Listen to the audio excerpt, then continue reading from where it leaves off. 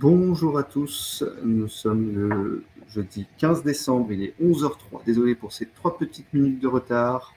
Donc je suis Pierre Perrin, responsable de la communauté Ville Durable au sein de Cap Digital, et j'ai le plaisir avec Stéphane Fournier, que je vais laisser se présenter juste après, de vous accueillir pour ce webinaire sur la nature en ville, innover pour végétaliser nos villes. Nous sommes donc réunis tous les... Alors, nous sommes environ... Je ne vois pas. Je crois que nous étions 28 participants aujourd'hui pour discuter végétalisation. Nous allons commencer donc par une petite présentation de Cap Digital et CFHF. Nous allons ensuite dérouler quelques présentations de nos participants, nos intervenants aujourd'hui. Quelques petites règles d'usage. Nous avons plusieurs chats à votre disposition. Donc en bas à droite de votre écran, un onglet de chat pour discuter, pour vous présenter. Nous avons donc notre modérateur qui a d'ores et déjà adressé un petit message de bienvenue. Donc n'hésitez pas à échanger entre vous, à échanger vos contacts. Ça peut toujours être intéressant. Juste à côté de ce petit onglet, un onglet questions qui vous permettra de poser, comme son nom l'indique, des questions à nos intervenants. Ce sera beaucoup plus simple pour nous ensuite de les faire remonter pour y répondre plus facilement. Sans plus attendre, je vous propose donc une petite présentation de nos deux structures qui organisent ce webinaire, donc Cap Digital et Construire, Habiter le Futur. Construire le Futur, Habiter le Futur, pardon. De manière un peu impolie, je vais commencer. Et avant de laisser la parole à Stéphane. Donc pour ceux qui ne le connaissent pas, Cap Digital, c'est donc un pôle de compétitivité sur le numérique ayant sa place, ayant été créé en 2006 et accueillant environ 1000 structures adhérentes, dont une grande majorité de startups et PME, comme vous pouvez le voir sur ces chiffres. 120 événements organisés environ en 2021, pour 14 000 participants. Vous serez évidemment dans ce lot-là pour l'année 2022, et je vous en remercie. Un réseau de 180 experts, 35 collaborateurs, au service de cette communauté pour accompagner l'innovation en Ile-de-France notamment, mais également dans toute la France. Stéphane, je te laisse la parole pour le... Bonjour à toutes et tous. Construire au futur, habiter le futur est un organisme associé de la région Île-de-France. Sa création est la résultante d'un consortium de la région Île-de-France pour répondre au PIA3, territoire d'innovation. Et la région Île-de-France est le consortium de 120 partenaires qui étaient associés, ayant été lauréats. Ils se sont structurés en association pour gérer le programme, mais également de lui donner une nouvelle dynamique. Une dynamique d'ensemble sur l'ensemble des préoccupations liées à la transition écologique des territoires, la modification du bâtiment, l'aménagement, la végétalisation, et favoriser également la co-construction citoyenne. Cette association a pour mission de mettre en réseau les acheteurs et les vendeurs de solutions innovantes pour modifier radicalement les territoires dans un aspect environnemental et pour favoriser le bien-être des citoyens en Île-de-France.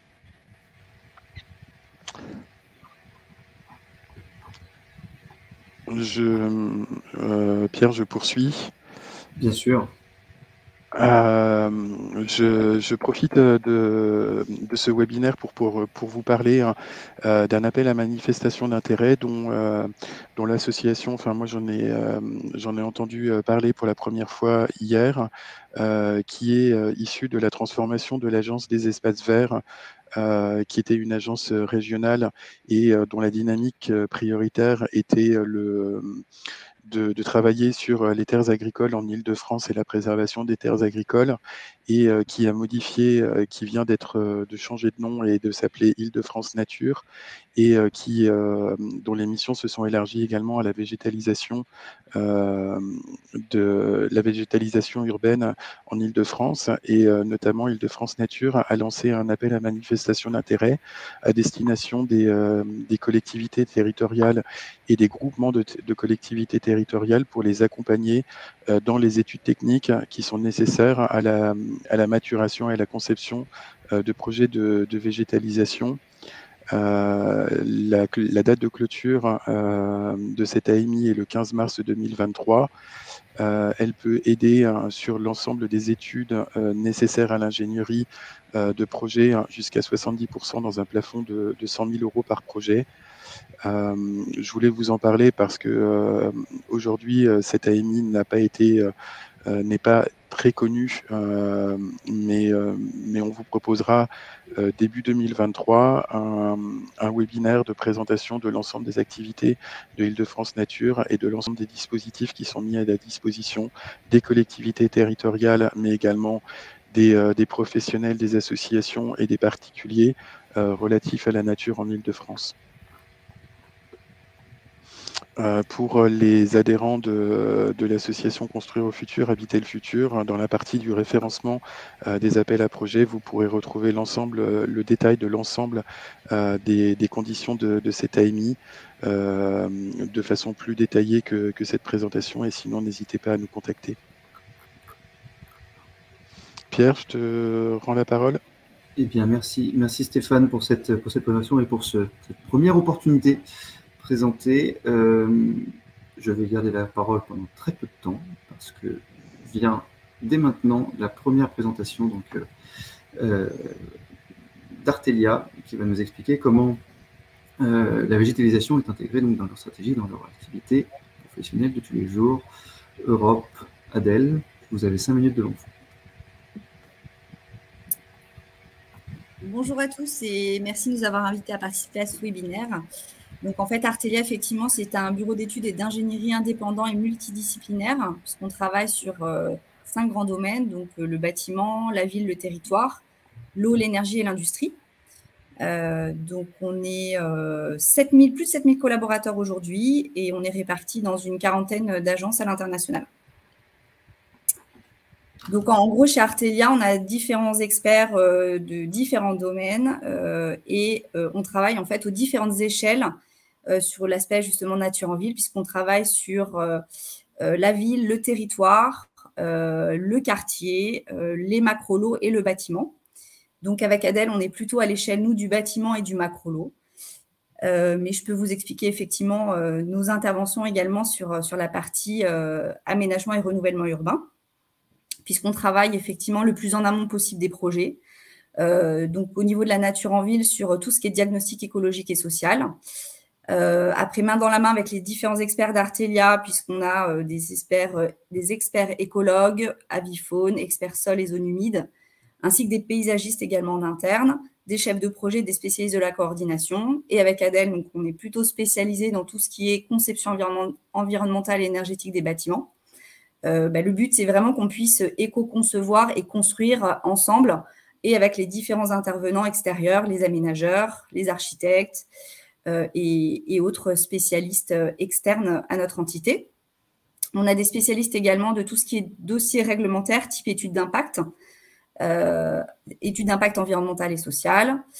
Et on travaille et on assiste les aménageurs et autres maîtres d'ouvrage sur tout ce qui est stratégie de renaturation des espaces et des territoires. Et puis, du coup, derrière, on suit également les travaux et on a des suivis environnementaux en exploitation sur tout ce qui est plan de gestion. Je vais laisser la main à Adèle pour la partie qui nous concerne plus à l'échelle plutôt bâtiment. Donc, bonjour à tous. Donc, oui, plus spécifiquement sur l'échelle bâti ou un peu plus macro-lot. Donc, on travaille en conception vraiment sur la mise en œuvre de solutions de végétalisation, entre autres, que ça soit dans les espaces extérieurs, donc par exemple en intégrant des noues paysagères, en travaillant sur des sujets d'agriculture urbaine ou via des solutions pour lutter contre les effets d'îlots de chaleur urbains. On travaille aussi sur l'enveloppe du bâtiment, donc la toiture, les toitures et les façades, et en intérieur, donc en lien avec notre expertise confort et usage. On a d'ailleurs, on se sert en fait d'outils d'aide à la décision et à la conception, donc soit qu'on a pu créer en interne, soit qu'on a choisi d'utiliser type des logiciels pour notamment modéliser tout ce qui est effet îlot de chaleur urbain. Donc, un des outils que nous avons créé, donc, qui est un outil interne, c'est l'outil BBICU. Donc, c'est une sorte de bibliothèque qui recense toutes les solutions innovantes qui existent sur le marché, qui servent à lutter contre l'îlot de chaleur urbain, mais également des solutions inspirées de la nature, des solutions biomimétiques et biophiliques. Et cette bibliothèque, elle est répartie sur 3 grandes familles, donc l'enveloppe, l'aménagement intérieur et l'aménagement extérieur. Et donc, par exemple, sur l'aménagement extérieur, on va retrouver des solutions, pour n'en citer qu'une, par exemple Urban Canopy, voilà, des solutions qu'on va proposer aux équipes archi, paysagistes et aménageurs intérieurs.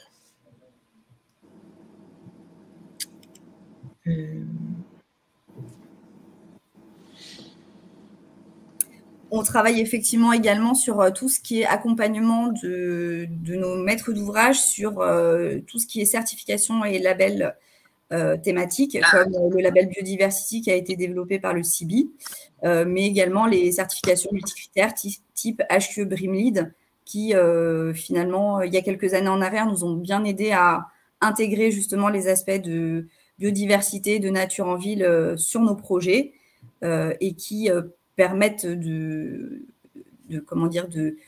communiquer plus largement sur la valeur des solutions mises en œuvre.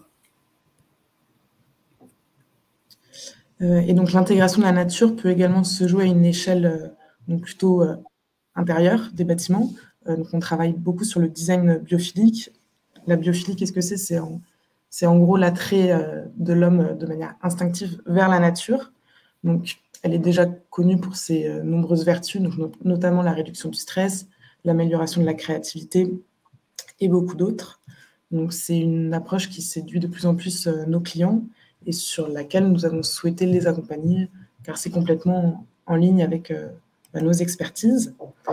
Et puis, en dézoomant un petit peu, et à cette fois-ci sur une échelle un peu plus macro-ZAC, donc c'est un exemple de projet sur lesquels nous intervenons. Donc, ces simulations d'îlots de chaleur urbains interviennent dans le cadre de nos études sur la résilience et sur l'adaptation au changement climatique. Donc là, c'est des logiciels qu'on utilise, ScoreICU et Envimet. Donc, c'est des véritables outils d'aide à la décision qui nous permettent, à partir d'un projet de base, en fait, de proposer des variantes pour améliorer le confort et les températures sur le site.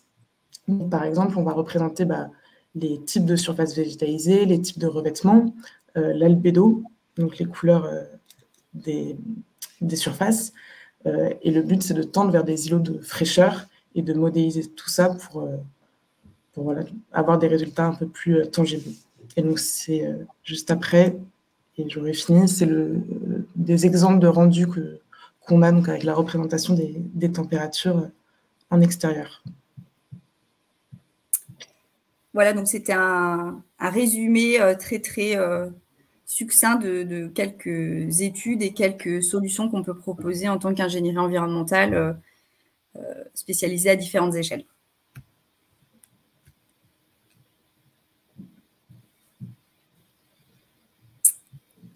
Merci beaucoup d'avoir fait cette présentation qui effectivement est courte par rapport à l'ensemble de la nature des prestations que vous pouvez offrir au sein d'Artelia et de montrer l'impact qu'elles peuvent avoir et l'impact que vous pouvez apporter sur des projets en matière de végétalisation. Pour suivre, nous allons donner la parole à la Foncière Logement pour illustrer l'expertise et l'expérience mise en œuvre par la société Foncière Logement dans le cadre de ces installations. Marielle Schmitt, je vous passe la parole. Oui, bonjour à tous. Merci de me donner l'occasion de reparler d'un projet qui, depuis 2021, est très inspirant au sein pour l'équipe de Foncière Logement et plus généralement dans le groupe Action Logement, parce que j'ai depuis un an environ, j'ai souvent l'occasion de présenter notre expérience plus que notre expertise, hein, puisque on débute sur tous ces sujets de solutions basées sur la nature comme beaucoup d'autres maîtres d'ouvrage. Mais en tout cas, nous, on a déjà une première expérience à notre actif et je la présente régulièrement auprès de mes confrères bailleurs au sein du groupe Action Logement et plus généralement auprès d'autres bailleurs comme Foncière Logement qui s'interrogent beaucoup sur toutes ces questions de végétalisation et de rapporter de la nature dans des endroits très urbanisés. Donc, avant de vous expliquer plus précisément de quoi il s'agit et parce que des images sont plus parlantes que des mots, paradoxalement, je vais laisser Pierre lancer une petite vidéo qu'on a réalisée sur les premières plantations de microforêts urbaines. Tout à fait, normalement, c'est parti.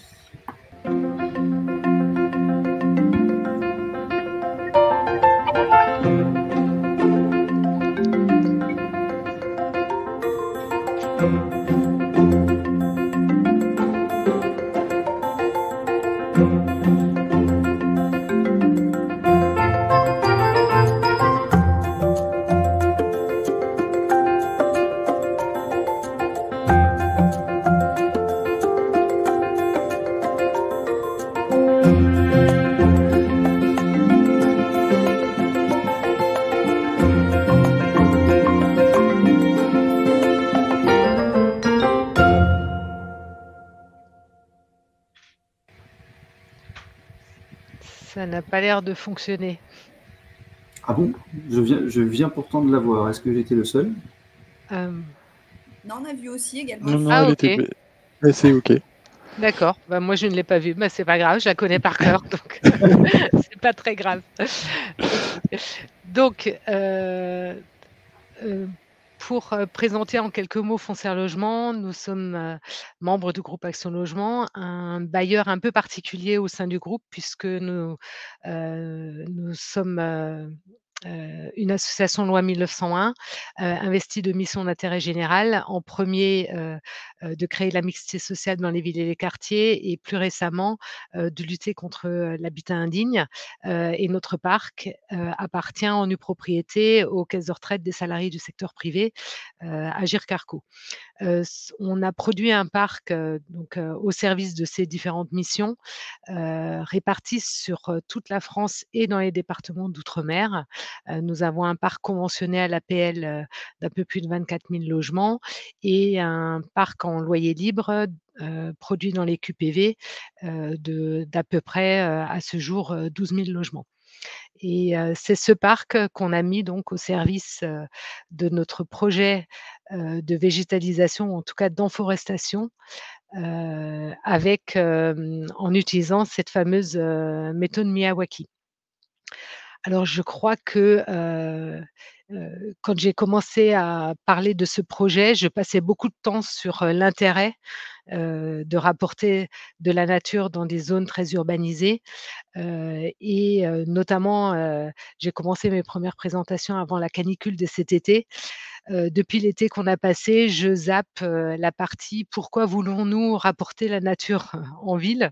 Et quel est l'intérêt de végétaliser les endroits où nous vivons? Parce que, après l'été qu'on a passé, il n'y a plus tellement de nécessité d'expliquer pourquoi on a besoin de fraîcheur en ville. Et donc je vais plutôt me concentrer sur l'expérience de Foncière Logement, de la mise en œuvre de la méthode Miyawaki. Donc, une microforêt Miyawaki, c'est une méthode inventée par un botaniste japonais dans les années 80, Akira Miyawaki. Il a expérimenté cette méthode à Tokyo, une des villes les plus denses du monde, car il était nécessaire de rapporter de la fraîcheur et de la nature dans ces espaces ultra urbanisés. Donc c'est une méthode qui consiste en premier lieu à apporter des amendements au sol, pour, pouvoir accueillir, un écosystème naturel. C'est-à-dire qu'on va pas être sur un espace végétalisé de manière classique. On va, plutôt préparer les conditions pour que la nature puisse faire son œuvre. Donc la première condition, c'est d'enrichir les sols. Aujourd'hui, sur les forêts que nous avons plantées, le sol, naturel présent, que ce soit sur des programmes existants ou sur des projets en cours de construction, était complètement, stérile. Il permettait pas de développer, des végétaux, en tout cas pas selon cette méthode Miyawaki, sans qu'on y apporte, des amendements et des améliorations. Donc, une fois qu'on a enrichi ces sols, on plante, un grand nombre d'espèces, locales. Donc on identifie des espèces d'arbres, Heu et on fait produire des plants forestiers, et c'est, je crois que notre microforêt la plus pauvre a une vingtaine d'essences différentes. Je ne sais pas, combien d'essences il y a dans la microforêt la plus riche, mais en tout cas, le principe, c'est d'avoir un grand nombre, d'espèces différentes. Et ces plants, après, sont plantés, avec une densité de plantation, très importante puisqu'on met 3 plants au mètre carré. Cette technique, elle va engendrer une concurrence entre les plants, et on va avoir un résultat, une croissance extrêmement rapide puisqu'elle est de l'ordre, d'1 mètre par an. En milieu tempéré, c'est ce qu'on, anticipe sur les forêts qu'on a plantées, depuis, novembre 2021, et vous avez vu dans la petite vidéo, on a déjà des images, de forêts qui avaient à peine 9 mois, qui commencent déjà, à être très vertes et à bien pousser malgré l'épisode caniculaire. Heu donc, il y a quand même certaines, contraintes au-delà de la qualité du sol. Il faut un espace d'environ 100 m², de pleine terre. Donc, l'implantation, de l'écosystème forestier est complètement incompatible avec la présence, d'ouvrages en sous-sol, ou de réseaux, par exemple. Il faut vraiment que ce soit de la pleine terre, et donc, et il y a aussi, par rapport au bâtiment lui-même, des règles de retrait, à respecter puisque, on va, nous, on produit du logement, donc, il ne s'agit pas non plus, d'avoir des rez-de-chaussée où il y a plus de lumière qui va y entrer. Donc on a quand même, cette, contrainte de devoir avoir un espace, suffisamment grand et de pleine terre pour pouvoir, implanter la forêt. Heu Après, une fois que, la forêt est plantée, évidemment, ce qu'on vise, ce sont tous les bienfaits de la nature. Les intervenantes pour Artelia, on en parlait tout à l'heure. On connaît aujourd'hui, l'impact, de l'accès à la nature sur, la santé psychique, au-delà, et évidemment la santé physique, des personnes qui vivent à proximité. Mais c'est aussi une meilleure qualité de l'air. C'est évidemment un refuge pour la biodiversité. C'est moins de bruit également, et évidemment la chose la plus évidente, c'est, l'îlot de fraîcheur, et le réservoir, de biodiversité de ces écosystèmes, complètement naturels. Marielle, je Oui, suis désolé de vous couper un oui. tout petit peu, mais on est un petit peu ric-rac niveau timing, donc si vous pouviez juste accélérer un tout petit peu, Voilà. ce serait parfait. Donc je vais passer, sur Merci. les slides, très colorés, très jolis, de la suite, mais voilà, j'ai pas besoin de m'étendre là-dessus. Je vais juste, vous montrer, ce que ça donne sur une ligne de temps. Vous avez sur la première photo, une photo d'une plantation, de microforêt. La deuxième, c'est au bout d'1 an, donc après c'est le résultat de cette croissance rapide. 2 ans et 3 ans. En 3 ans, on a une forêt autonome. Quand je dis autonome, ça veut dire qu'elle n'a plus du tout besoin de l'intervention humaine. Elle vit sa vie de forêt et l'écosystème naturel est créé et produit ses bienfaits sans intervention humaine. On en est chez Foncière Logement, on en est entre le stade 2 et 3, puisqu'on a déjà produit 10 microforêts en Île-de-France, dans les Hauts-de-France, sur la Côte d'Azur, à Antibes, Mandelieu, Vitrolles, et on a un programme de plantation qui va se poursuivre en saison 3 à partir de septembre 2023. Et voilà, en général, je termine ma présentation. Je fais souvent cette présentation auprès de mes confrères bailleurs, et donc je leur suggère de nous rejoindre dans ce beau projet. Voilà. Merci beaucoup, Marielle, et merci pour cette présentation de cette belle forêt que Foncière Logement, de ces belles forêts d'ailleurs que Foncière Logement favorise. C'est maintenant, encore une fois, je garde la parole très peu de temps et je propose à Louis Lederer-Pelloir de prendre la parole. Alors, Louis, est-ce que... Ah, il était là, il ne l'est plus.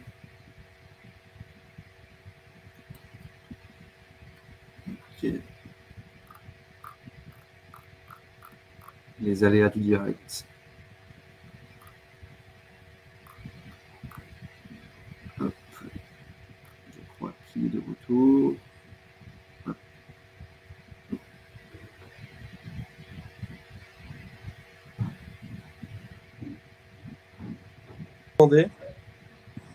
Bonjour, vous m'entendez? Bonjour Louis, on vous entend parfaitement. Ouais, c'est décidément compliqué. Et on tient pourtant sincèrement à pouvoir partager nos actions en matière de biodiversité menées à la Société du Grand Paris, mais apparemment la direction informatique me met des freins pour pouvoir partager ce qu'on mène au sein de notre établissement. Donc, merci déjà pour l'invitation et puis désolé pour les différents soucis techniques rencontrés. On va y arriver, il n'y a aucun problème. Donc, juste une petite question, est-ce que vous pouvez... Oui. je ne vais pas y arriver. Vous pouvez changer les slides ou est-ce que vous voulez que je le fasse? Je veux bien que vous le fassiez parce que je suis sur mon portable. Donc, d'ailleurs, est-ce que vous m'entendez? Je m'en doutais et on vous entend parfaitement. Eh bien, allons-y. Très bien. Donc, oui, s'il vous plaît, je veux bien que... Et donc, nous avons merci beaucoup. On a 6 minutes, très bien. Donc, bon, juste pour me présenter, je suis Louis Lederer-Pelloir. Je travaille au sein de la direction des gares et de la ville de la Société du Grand Paris, donc la direction qui a en charge la réalisation des gares et le pilotage des sujets urbains et villes, donc la réalisation des parvis, le pilotage et l'accompagnement des collectivités locales dans les études et les projets de pôle, et la réalisation des projets immobiliers auxquels on va participer. Je vais vous repréciser tout ça. Donc, on peut passer à la slide suivante.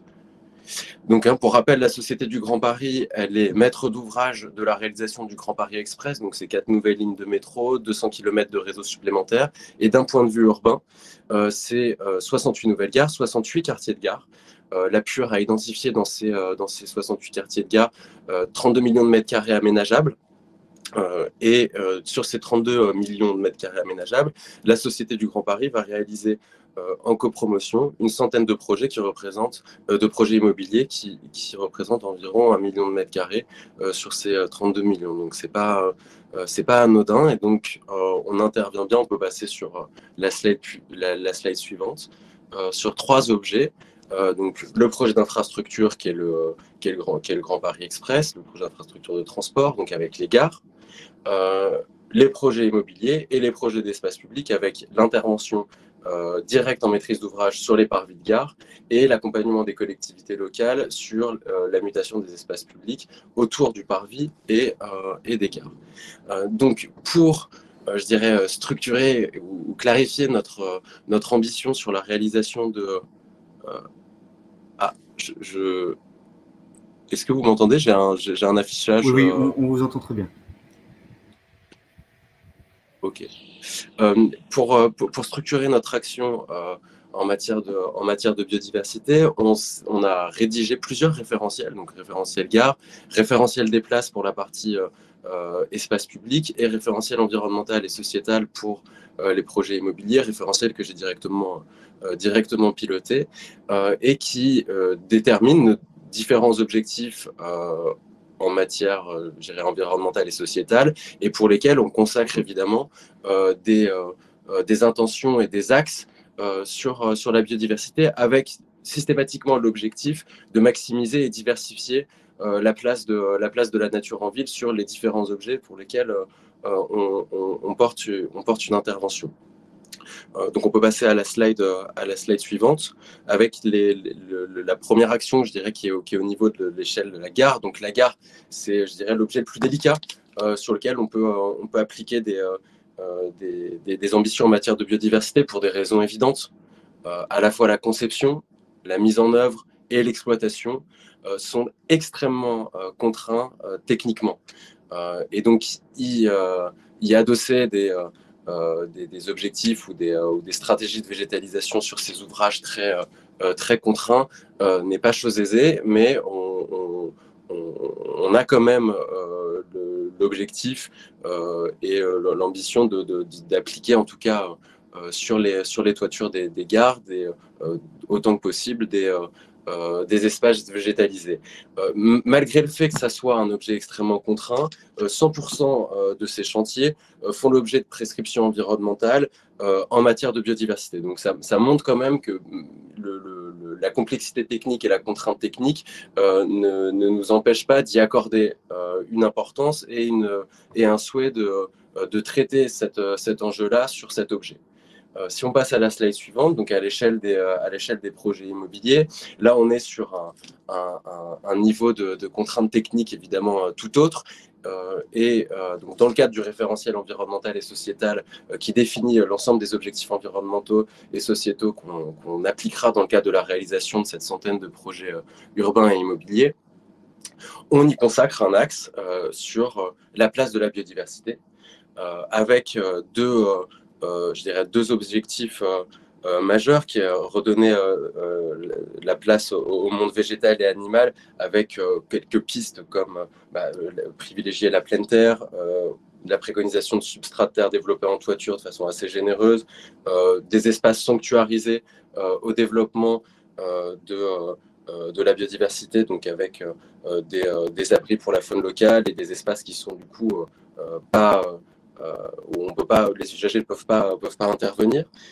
Et aussi, évidemment, dans notre stratégie en matière de biodiversité sur les projets urbains immobiliers, c'est comment est-ce que on pense la nature comme un allié au service, je dirais, de la ville de demain, mais sur des aspects de résilience, donc que ce soit sur la gestion des eaux pluviales ou sur la maîtrise de l'îlot de chaleur. Et ça, d'ailleurs, ces objectifs-là, ils sont communs aux trois échelles, que ce soit à l'échelle gare, à l'échelle du projet immobilier, à l'échelle de l'espace public. On a retenu pour mesurer notre action sur cette centaine d'opérations immobilières le coefficient de biotope par surface, donc qui est un indicateur qui permet de décrire la proportion des surfaces favorables à la biodiversité par rapport à la surface totale d'une parcelle, et qui a l'intérêt de rendre compte à la fois de la qualité du sol, mais aussi de la qualité de la végétalisation qui est mise en œuvre, et en plus de pouvoir être mesuré à différentes échelles, celle de la parcelle, de l'îlot, du projet immobilier et d'un quartier. Et d'ailleurs, c'est cet indicateur qui est extrêmement souple, agile et je pense pertinent sur le plan intellectuel pour mesurer les stratégies de biodiversité, et de plus en plus adoptées par les villes dans leur PLU. Et donc en fait, plus évidemment on a de surfaces éco-aménageables qualitatives, plus on tend vers le 1. C'est un indicateur de 0 à 1. Et donc nous, on s'est fixé en moyenne une atteinte de 0,4 pour nos projets urbains immobiliers. Donc ça, c'est les différentes actions qu'on peut mener à l'échelle, je dirais, de nos projets immobiliers. Et enfin, donc, si on passe sur la partie espace public, donc sur les espaces publics, il faut bien il faut bien remettre un petit peu en perspective notre marge de manœuvre. On sera maître d'ouvrage de la plupart des parvis, parce que parfois il y a des conventions où on redonne la maîtrise d'ouvrage à certaines collectivités des parvis, mais on sera maître d'ouvrage de la réalisation des parvis, et on accompagne en revanche les collectivités locales dans les études de pôle et le pilotage de ces études et de réalisation des projets de pôle. Donc ça, c'est le périmètre opérationnel de ces projets de pôle, c'est 300 mètres autour de la gare. Et donc pour, je dirais, structurer à la fois la réalisation de nos parvis et accompagner les collectivités locales et les différentes maîtrises d'ouvrage publics dans la transformation des espaces publics pour repenser évidemment l'offre modale et aussi accompagner la mutation, je dirais, urbaine de ces espaces-là suite à l'arrivée de la gare du GPE. On a rédigé un référentiel qui s'appelle le référentiel des places du Grand Paris qui présente environ une quarantaine de principes d'aménagement, dont une dizaine sont consacrés justement à des principes écologiques, de biodiversité, avec pour certains objectifs que vous voyez à l'écran, donc systématiser la gestion écologique des espaces végétalisés, planter durablement, fixer pour chaque site un objectif de végétalisation à atteindre. Et donc là, on a à nouveau en fait un fil conducteur qui permet d'assurer, je dirais, la cohérence des stratégies de végétalisation à la fois sur les parvis et sur plus largement sur le périmètre du projet de pôle. Donc ce qui est extrêmement intéressant, je pense, à l'échelle de la Société du Grand Paris, c'est d'avoir la possibilité finalement, puisque l'enjeu en matière de stratégie de végétalisation est d'assurer aussi une efficacité dans la conception d'un projet paysager, c'est évidemment d'assurer les continuités entre les différentes échelles, sur les trames existantes. Et nous, dans un quartier de gare, on voit qu'on a une intervention à la fois sur la gare, sur un petit bout d'espace public et de parvis, et pour certains quartiers de gare, sur des projets immobiliers qu'on va pouvoir développer. Et donc d'avoir cette cohérence et cette réflexion d'imbrication un petit peu de nos stratégies entre ces différents objets. Donc c'est extrêmement, c'est une chance et une opportunité pour nous. Et donc dans l'accompagnement, je dirais plus efficace et plus impactant, qui est comment est-ce que mutent les pôles donc dans leur périmètre de 300 mètres autour des gares. Là, il y a vraiment un effort d'accompagnement des collectivités qui auront évidemment la maîtrise d'ouvrage pour la mise en œuvre de ce projet de pôle, et puis surtout les sujets d'exploitation de ces nouveaux espaces publics sur le long terme. Merci beaucoup. Voilà, je pense. Merci beaucoup, Louis. Je crois que le sujet a été parfaitement abordé. On est allé très loin dans le sujet. Et donc là, je vous propose de passer à une petite session de présentation des solutions qui s'offrent à l'ensemble de l'écosystème. Donc 3 startups, 3 jeunes entreprises innovantes qui vont vous présenter vos solutions. Donc je vous propose de commencer par Urban Canopé, donc Élodie Grimois, qui va activer son micro. Parfait. Élodie, bonjour, et vous avez 5 minutes. Je suis désolé, pas une minute de plus. Comme ça, on gardera 5 petites minutes après pour un échange avec la salle. Ça marche, merci Pierre. Bonjour à tous. Donc, moi, je vais vous parler d'Urban Canopy. En fait, notre but, c'est de rafraîchir la ville par le végétal, partout où, justement, on n'a pas de solution, on met de la pleine terre, parce que malheureusement, on ne peut pas planter des forêts partout. Et notre terrain de jeu, nous, justement, c'est la ville qui est dense, qui est minérale, qui est chaude, bien sûr, et qui est très urbanisée. Donc, en effet, je vais pas revenir sur les problématiques aujourd'hui des villes face aux effets du changement climatique, mais en effet, aujourd'hui, on le sait, le végétal, c'est la meilleure climatisation naturelle qui existe au monde. Mais malheureusement, dans les espaces qui sont denses et minéralisés, on ne peut pas planter partout. On a des espaces qui sont bétonnés, minéralisés, avec des réseaux souterrains, des problématiques de charge, des parkings, etc. Et donc, nous, ce qu'on propose, c'est une solution pour justement adapter le végétal en milieu urbain et donc, en fait, d'épouser, de vraiment faire partie intégrante de l'ADN de la cité, que ce soit au sol, en façade ou en toiture. Donc, on est une jeune société. On est en fait issu des laboratoires de l'école des ponts et chaussées qui travaillent sur les structures légères et modulaires depuis plus de 10 ans. Donc, on appelle ça en fait les structures légères type grid shell avec des doubles courbures pour rendre en fait des solutions qui soient autoportantes. On vient mettre des câbles pour justement contreventer la structure. Et on a rajouté à ça la technologie, tout ce qui est, on va dire, irrigation pilotée à distance pour donner la bonne quantité d'eau quand il faut. Face à ça, on a développé une première solution qu'on a appelée Corolle, donc qui est plus de type mobilier urbain végétalisé. Mais justement, nous, notre but, c'est de concevoir une sorte de catalogue avec plein de formes différentes, que ce soit pour le mobilier urbain, mais surtout d'aller très très vite sur les toitures et les façades pour justement apporter une nouvelle solution là où justement des solutions traditionnelles ne pourraient être mises en place. Donc le premier modèle qu'on a développé, c'est Corolle. Le but, c'est quoi? C'est d'avoir en fait un minimum d'emprise au sol avec un maximum de couverture. Donc ça fait moins d'1 mètre carré au sol, 50 mètres carrés, donc 5 mètres de haut, 8 mètres de diamètre.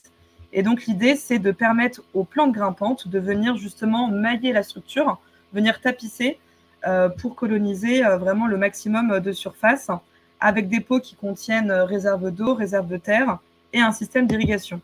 Alors, le but, c'est justement de pouvoir les installer dans des espaces où on ne peut pas planter. Où là, par exemple, donc la photo d'avant, c'était sur un siège social, dans le sud, sur le siège de Lieber Aerospace. Et ici, vous voyez, c'est un pot qui est différent, qui est autostable. Et donc, celui-ci, il est déplaçable par chariot élévateur. Et là, on est sur les docks de Pantin. Voilà, donc là, on voit justement le végétal qui pousse au fur et à mesure. Donc, on a installé plus de 150 corolles en France. On a aussi commencé l'export. L'idée, c'est vraiment que ce soit facilement reproductible à l'échelle des villes et des territoires. Alors, en termes de plantes, donc ce qu'on met, c'est des grimpantes. Ce qui fait attention, c'est vraiment sur le système d'accroche du végétal, que ce soit des plantes de vrille, volubiles, pétioles volubiles. Mais la chance, c'est qu'il y a plein de grimpantes qui existent. Donc voilà, donc là, je vous fais défiler des petits visuels. Là, par exemple, c'est sur une place à Metz, où elles ont été justement déplacées et réintroduites ailleurs dans la ville. Alors, l'idée aussi, c'est de pouvoir avoir encore plus de surface couverte avec la même emprise au sol, avec des corolles reliées. Voilà, donc là, c'est un exemple à Bussy-Saint-Georges. Je suis désolée, je vais un peu vite. Mais voilà. N'hésitez pas après à me contacter si vous avez des idées de projets. On peut aussi s'amuser à végétaliser des parkings. Donc ça, c'est un sujet qui va devenir de plus en plus récurrent. Voilà, un petit exemple devant chez nous. Et puis, donc, comme je vous le disais, l'idée, c'est de couvrir en fait tout type de surface. Et en fait, avec la même technologie, on peut vraiment faire n'importe quelle forme désirée. Donc là, par exemple, c'est différents projets en cours où on vient justement modeler ce maillage. Donc, on est 25 dans la société. On est basé à Noisy-le-Grand. Voilà. J'ai été vite, mais je pense avoir tenu le temps. Merci. Merci, Elodie. Le temps a été effectivement parfaitement tenu. N'hésitez pas à mettre votre adresse mail pour le contact dans le chat si jamais quelques-uns veulent vous contacter directement. Nous poursuivons donc notre aventure, notre chemin autour des solutions pour végétaliser nos villes. Et donc, je laisse la parole à Baptiste Laurent, président cofondateur de Vertuo.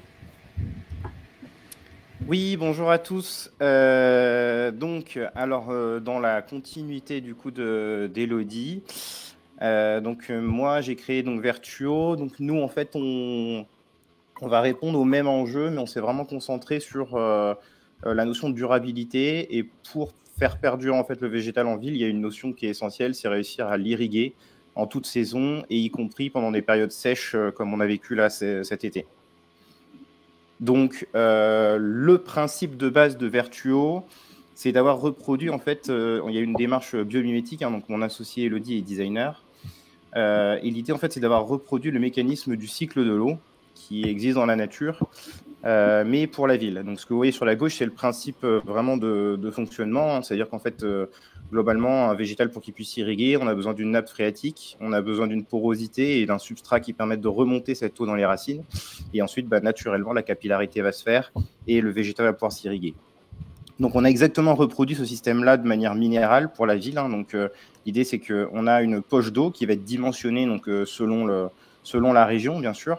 Donc, on ne va pas avoir les mêmes modules qu'on va installer à Paris ou à Nice, par exemple.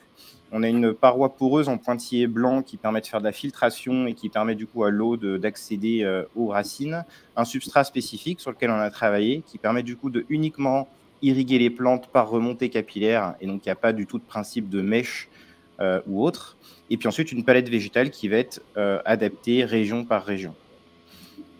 Donc, les grandes forces en fait, du système en soi, c'est que déjà, premièrement, on arrive à végétaliser quasiment partout dans la ville, partout là où c'est plus accessible, hein, donc du coup, y compris sur des zones sur dalles, voilà, des zones où il ne suffit pas juste de creuser dans le sol pour pouvoir végétaliser, parce qu'on n'a plus vraiment accès à un sol fertile, parce qu'il y a de la présence de réseaux, parce qu'il y a la présence de métro, de caves, d'infrastructures, bref. Donc ça, déjà, c'est le premier vraiment élément fondamental. Le deuxième, qui vraiment nous personnalise, ça va être notre autonomie en arrosage. Donc nous, la garantie Vertuo, ça va être de réussir à dimensionner un système et de dire que le système va être soit complètement autonome en arrosage toute l'année par la récupération des eaux de pluie. Donc aujourd'hui, on a plus d'une quarantaine de projets et il y a à peu près 90% de ces projets-là qui vont être complètement autonomes. Ou alors, en fait, ça va être de dire, par exemple, là, dans le sud, on a fait un projet Aix-en-Provence où on va avoir seulement une autonomie de 40 jours, mais on sait que sur ces régions-là, ce n'est pas suffisant pour pallier entre deux périodes de pluie. Et donc, à ce moment-là, on va juste permettre de tenir pendant 40 jours avant de pouvoir, pouvoir re-remplir éventuellement le réservoir ou de pouvoir accéder à une réserve complémentaire. Ensuite, l'idée, c'est vraiment de créer des systèmes qui sont frugaux en entretien. Donc, on arrive à générer environ 80% d'économie d'entretien. Puisque l'idée, c'est qu'à partir du moment où on crée un sol riche et qui s'auto-alimente, on se rend compte que finalement, le végétal se comporte très bien. Et donc ça, c'est l'une des forces, c'est de réussir à recréer en fait un écosystème, hein, de par la copie du vivant, réussir à créer un système qui, malgré le fait qu'il ait quand même des frontières artificielles dans la ville, puisse vraiment être très fertile. Ensuite, on a de très belles performances. Il y avait des îlots de fraîcheur. Donc, l'idée, c'est de déployer environ 7 degrés de rafraîchissement par rapport à un autre espace planté en pleine terre. Et puis, le dernier élément, c'est que nous, on travaille beaucoup sur le végétal et en fait, on est capable d'avoir une définition complètement locale du végétal pour avoir un impact le plus favorable possible vis-à-vis de la biodiversité. Et ça, c'est un choix vraiment selon les sites. C'est-à-dire que parfois, on va vouloir vraiment pousser l'ensauvagement à bout et faire une palette à 100% sauvage. Et puis, parfois, on va pouvoir introduire aussi des essences un petit peu plus esthétiques. Donc, en termes d'exemple, pour vous expliquer, l'idée pour nous, c'est d'avoir vraiment créé une gamme de modules, un peu comme des Lego à l'échelle de la ville. Donc, c'est-à-dire que l'idée, c'est qu'y compris pour des équipes qui n'ont pas forcément toutes les compétences techniques pour pouvoir dimensionner un système végétalisé ou un système d'irrigation, l'idée, c'est qu'à partir du moment où on choisit le bon module qui est compatible pour une région, on arrive à s'assurer de l'autonomie et de la pérennité du végétal dans ces modules-là. Donc, on a des modules plutôt de voirie, comme vous voyez ici, qui sont installés. Donc, à gauche, on est sur une rue à Aubervilliers. Au milieu, on a 2 rues en région parisienne. Il y a ici les Moulineaux, Chevilly-la-Rue. À droite, on va être à Blois, dans la Loire-et-Cher. Donc, l'idée, c'est d'avoir des modules qui sont semi-enterrés et qui vont récolter les eaux pluviales de ruissellement, donc, comme vous voyez sur le schéma en haut, et qui vont être complètement invisibles vis-à-vis des utilisateurs.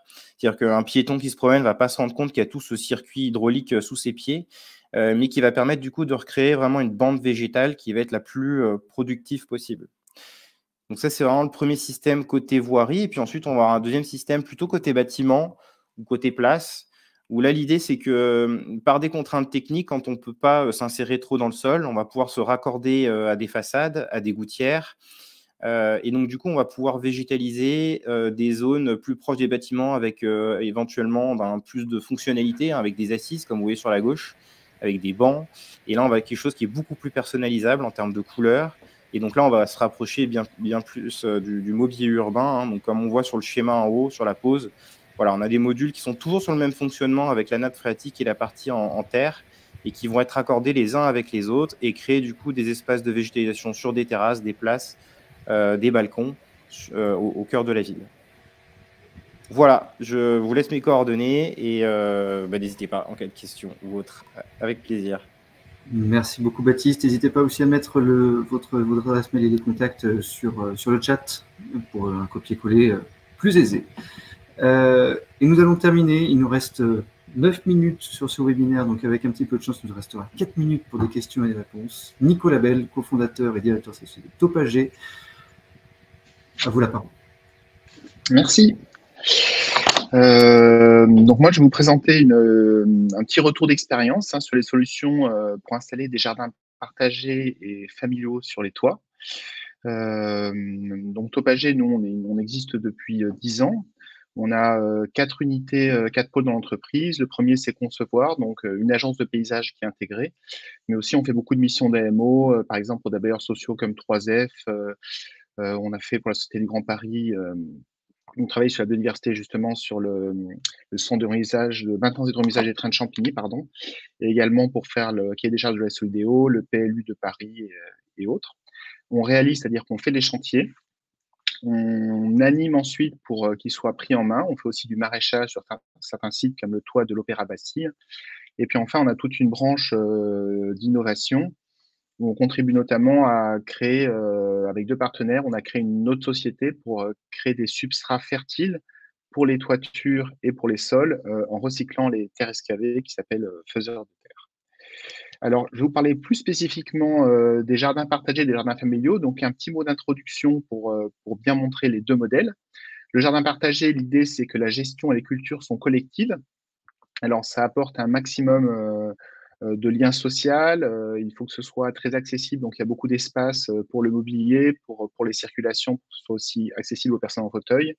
C'est très bien pour la pédagogie. Par contre, ça coûte plus cher à aménager. Ça produit très peu en général, parce que quand on produit collectivement, c'est toujours plus compliqué de bien gérer les productions. Et puis, il faut quand même pas mal d'investissement en animation pour que les choses fonctionnent bien. Et le jardin familial, c'est un autre modèle où chacun a sa parcelle.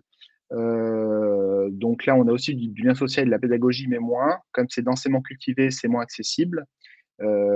Ça coûte moins cher et par contre, ça produit beaucoup, souvent plus même que des maraîchers professionnels parce que les personnes peuvent s'occuper soigneusement de chaque mètre carré. Et pour la gestion, c'est vraiment très facile à mettre en place. Il y a toujours des listes d'attente dans les communes qui ont implanté ça. Alors, je vais vous présenter quelques exemples rapidement. Ici, sur des logements sociaux à Paris, donc il y a un jardin qui avait été installé par une autre entreprise, mais qui fonctionnait pas très bien. Donc, il y a bien sûr un espace collectif. Et nous, on a fait toute une conception participative avec les locataires des logements pour définir la charte des usages avec eux. On les a formés à la culture et maintenant, c'est un jardin qui fonctionne très bien dans la durée. Et puis, on fait aussi des modèles un peu hybrides, comme ici, sur un jardin en copropriété à Ivry-sur-Seine, où on a des petits jardins qui, du coup, sont installés. Donc, on a fait plusieurs jardins sur chaque bâtiment pour créer plus des micro-communautés qui favorisent une bien meilleure gestion. À la plantation, on avait juste planté des engrais verts. Chaque locataire avait 2 bacs avec son appartement. Donc, on a comme 2 petits jardins familiaux minuscules avec une grande partie partagée. Et puis, chacun a été accompagné pour planter ce qui lui convenait dans ses bacs. Et c'est aussi un projet qui a été livré en 2015 et qui vit très bien. Et puis, le modèle des jardins familiaux, c'est plus, ça ressemble plus à ça, un jardin familial pur où vraiment chacun a sa parcelle.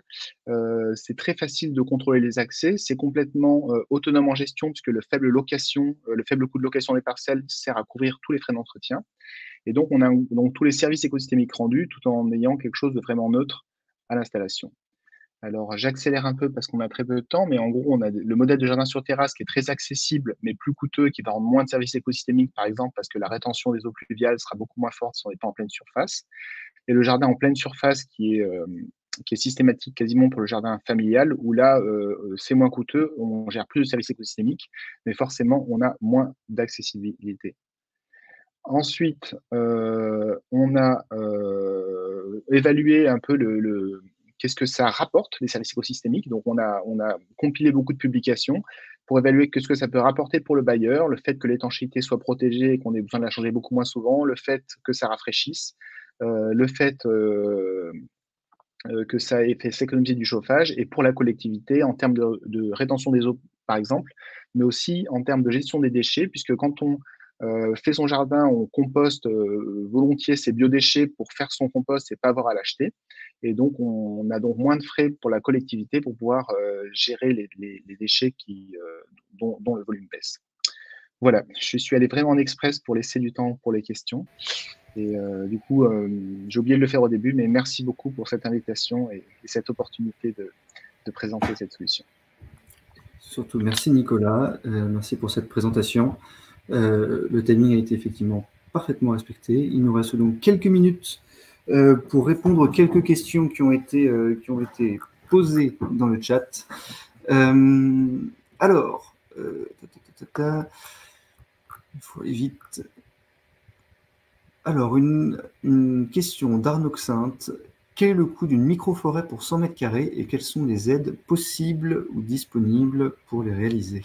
Marielle, je pense que cette question vous est adressée. Alors, il faudra juste remettre le micro. Pardon, excusez-moi, ça a coupé, je n'ai pas entendu la question. Quel est le coût d'une microforêt pour 100 mètres carrés oui. rapporté au mètre carré et quelles sont les aides disponibles?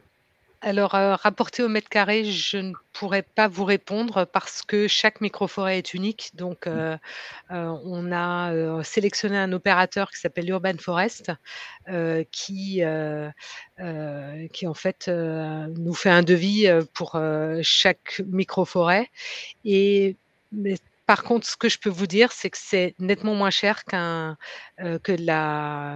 le traitement classique d'un espace paysager, surtout depuis que dans tous les PLU, je ne sais plus, il y a un intervenant qui l'a dit tout à l'heure, il y a des contraintes importantes au niveau de ces espaces extérieurs et où l'ensemble de ces contraintes emportent un coût conséquent pour leur traitement. Et donc, pour nous, la microforêt est de toute façon moins chère. Mais ce n'était pas notre première motivation. Eh bien, merci beaucoup, Marielle. Alors, Élodie doit nous quitter juste à midi, donc je vais en profiter pour, je crois qu'il y avait une question qui lui était adressée donc en deux minutes. Qu'en est-il de l'autonomie en eau du système Urban Canopé comparé au module Vertuo, qui semble complètement autonome? Alors, nous, donc tout dépend de la taille du modèle souhaité, en fait. Par exemple, sur les grandes corolles, donc qui font 50 mètres carrés, il y a un pot avec une réserve d'eau de 200 litres. Et en fait, on a un système d'irrigation piloté à distance où en fait, vous avez des capteurs qui mesurent notamment l'humidité de la terre. On a un algorithme d'irrigation. Et donc, suivant les datas, ça dit si le végétal a besoin d'eau ou non. Et donc, ça déclenche un système de goutte à goutte. Le tout alimenté par batterie solaire, ce qui fait qu'on n'est ni raccordé au réseau d'eau, ni raccordé au réseau électrique du site. Alors, on n'a pas encore développé de système passif parce que nous, comme on a beaucoup de substrat, il y a quand même une belle profondeur sur des pots qui font 1,40 m. Par capillarité, quand les plantes sont jeunes, ça ne peut pas irriguer tout de suite les plantes. Et donc, avec 200 litres, alors tout dépend d'où est-ce qu'on est situé, bien sûr, en France, on estime qu'il faut remplir environ 7 fois par an sa réserve en eau. Et donc, ce qu'on a développé, c'est une petite application en fait dédiée pour le client. En fait, il se connecte sur son compte et il suit en fait en temps réel ces différentes datas pour suivre notamment le niveau d'eau restant. Ce qui fait que c'est au client de remplir sa réserve suivant les données. Voilà. Merci beaucoup, Élodie. Merci beaucoup pour la réponse. Et donc, on vous libère. Merci. Alors, nous enchaînons avec quelques autres questions, notamment sur... alors, je crois que Louis est toujours là. Pour la SGP, est-il prévu de réutiliser les terres excavées pour végétaliser les espaces publics? Je crois qu'il est reparti. Les problèmes de connexion s'enchaînent. Alors, du coup, on va prendre la question, encore une fois, d'Arnaud. C'est moi, j'en profite, Europe Mortier Artelia, je vais devoir vous quitter également. Si jamais j'ai laissé mes coordonnées dans le chat, voilà, si questions, si besoin d'informations supplémentaires par rapport à notre présentation. Voilà, bonne journée à tous. Et encore merci. Merci beaucoup, Europe. Merci, Europe. Alors, on va en prendre encore deux questions. De toute façon, il est 12h01, donc on arrive au terme de notre webinaire. Peut-on imaginer transformer d'anciennes voies de chemin de fer désaffectées en micro-forêts? Alors, cette question s'adresse, j'imagine, à la base à Marielle, mais j'imagine que peut-être, étant donné la nature de la question et des lieux proposés, la SGP pourra aussi proposer une réponse. Oui. Alors, pour ce qui nous concerne, nous, nos microforêts, elles sont implantées sur du foncier qui nous appartient à la place d'espaces extérieurs de nos résidences. Mais je sais qu'il y a beaucoup de projets de microforêts urbaines qui sont faites sur des délaissés de voirie. Il y a des exemples au bord du périph', je crois.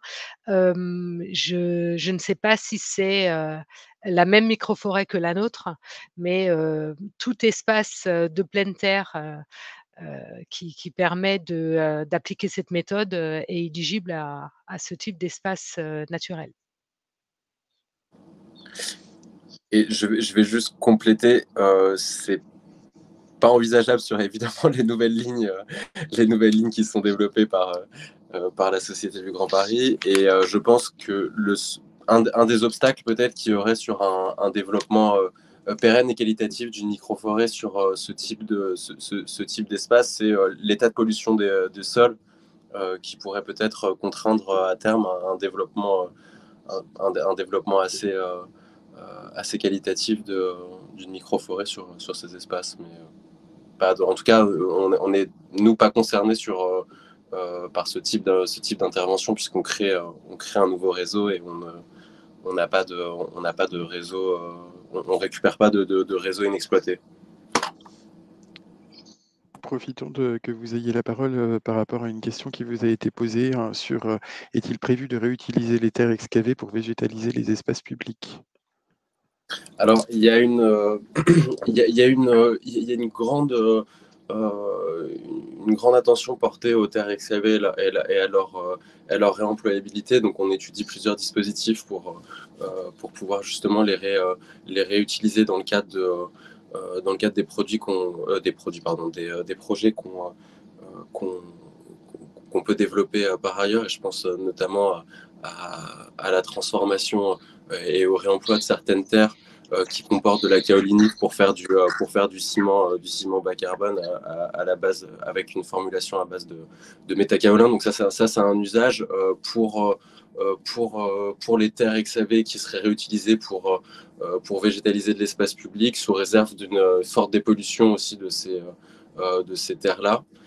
Mais c'est peut-être pas à exclure. Je peux pas répondre précisément parce que je pilote pas directement. Il y a toute une équipe qui suit justement tous les enjeux de circularité et réemployabilité de ces terres-là. Et je pense que ça peut être un usage effectivement qui est fléché. Merci beaucoup, Louis, pour cette réponse à cette question.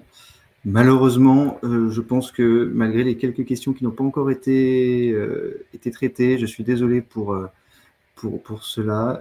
Il est 12h04. Il va falloir que nous clôturions ce webinaire. Écoutez, ce fut un plaisir de vous avoir toutes et tous autour de cette table, mais de nos écrans. Restez connectés donc à Cap Digital et à Construire au futur, habiter le futur. D'autres webinaires de ce type seront à venir courant 2023. Donc restez connectés et donc nous vous souhaitons une très bonne journée. Je remercie encore l'ensemble des intervenantes et des intervenants, l'ensemble des participants, et je vous dis donc à très bientôt. Et juste une petite précision par rapport à la question sur les terres excavées. Ça fait partie effectivement d'un projet que nous avons en lien avec Cap Digital, de faire prochainement un webinaire lié à l'ensemble des aspects d'économie circulaire avec un focus sur les terres excavées. Donc si vous voulez nous suivre, début 2023, on sera en mesure d'apporter un certain nombre de réponses sur ces questions de terres excavées. Je rejoins Pierre pour remercier tous les intervenantes et les intervenants et ceux qui ont assisté à ce webinaire. Merci beaucoup. Merci. Au revoir. Merci. Au revoir. Au revoir.